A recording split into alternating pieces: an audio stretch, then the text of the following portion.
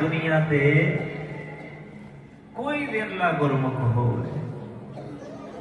इंद्री जित पंच दोख ते रहत, नानक कोट मदे को ऐसा।